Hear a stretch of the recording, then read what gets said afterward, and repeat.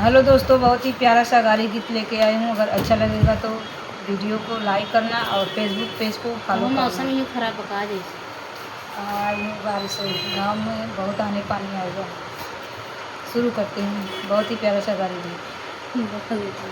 भौकी भर के गेहूँ बोआ जैसे हीरा मोती जी, भौकी भर के गेहूँ बोआ जैसे हीरा मोती जी। अरे समधी आपन बहिन राखैया सैरान पड़ोसी जी, समधी आपन बहिन राखैया सैरान पड़ोसी जी। काहे सैरान पड़ोसी है हमर खेती जी, काहे सैरान पड़ोसी है हमर खेती जी।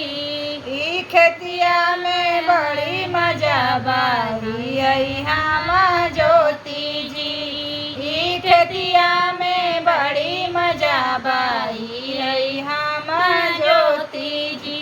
भौकी भर के गेहूँ बोआ जैसे हीरा मोती जी, दुल्हायापन बहिन राखैया सैरान पड़ोसी जी, दुल्हायापन बहिन राखैया सैरान पड़ोसी जी। काहे सैरान पड़ोसी है हमर खेती जी, काहे सैरान पड़ोसी है हमर खेती जी। खेतिया में बड़ी मजा बाही है हम ज्योति जी, खेतिया में बड़ी मजा बाही है हम ज्योति जी।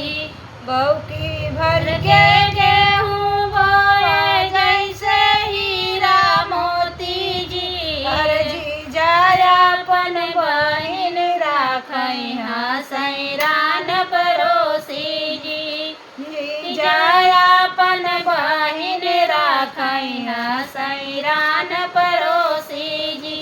काहे सैरान पड़ोसी है हमर खेती जी, खेतिया में बड़ी मजा बाई है हम ज्योति जी, खेतिया में बड़ी मजा बाई है हम ज्योति जी।